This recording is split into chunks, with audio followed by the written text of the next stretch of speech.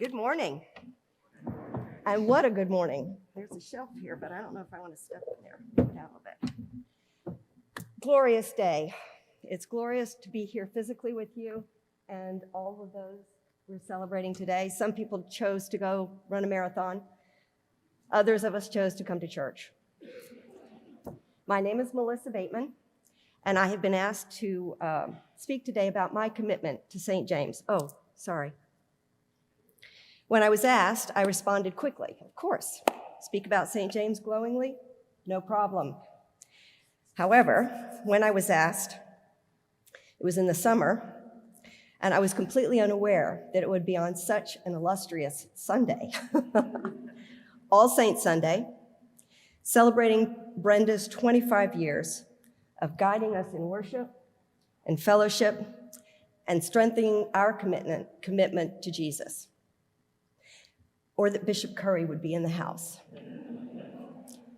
So it is with elevated blood pressure and a wee bit more nerves, I'm going to try to put into words events that allowed me to commit my heart and my treasure to St. James.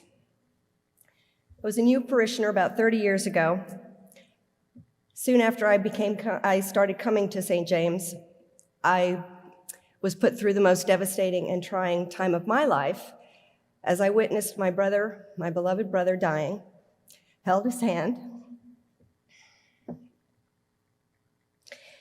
And if it weren't for the people here, many of you here today, that guided me through that with compassion, with care, with a loving embrace, and with the faith of Jesus, I don't think I'd be the same person that I am now. It gave me the strength to go on and the strength to continue in my faith. We moved away, and I miss St. James tremendously.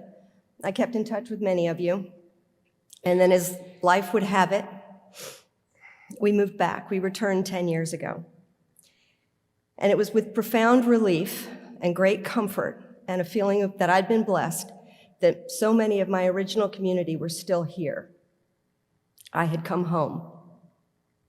I've joyfully reconnected with many of you and with this community, and I've greatly expanded my loving circle to include so many of you who have been new to the church while I was away. And this is what makes St. James today.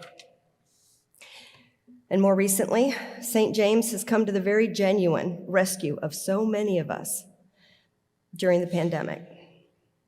The church managed to create a connectedness of all of us when we were isolated, far away, in homes far away, in apartments far away, with no one around, and yet the clergy reached out, the staff reached out.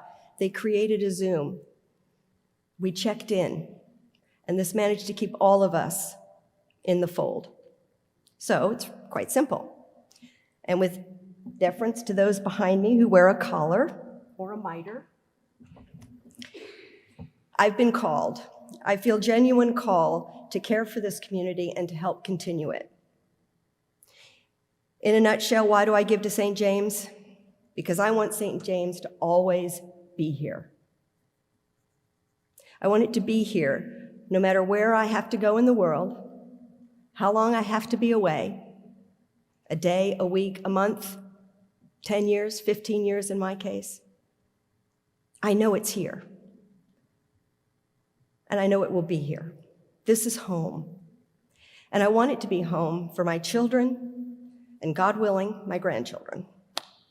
Not in the works yet. So as you know, Consecration Sunday is next week, November 14th. Consecration Sunday is Stewardship Sunday, when we set apart our money, ourselves, and our whole lives to God's holy purpose. As we approach Consecration Sunday, please spend some time, pray, meditate, think about your personal financial commitment to God's kingdom. Think about what percentage of my income is God calling me to give? Or, as Bishop Curry just said, to give without counting the cost. I know for myself and my family, every time I have to reevaluate it, my commitment of stewardship has deepened. My time, my treasure, and my talents, whatever they may be. You will receive your 2022 commitment next week in the worship service. There will be festive and safe gatherings after the 9, 10, 11:15, and 6 p.m. services. So we really hope you'll join us. We really hope you'll think about your commitment. And thank you. We'll see you next week. Thank you so much, Melissa. Gift to us.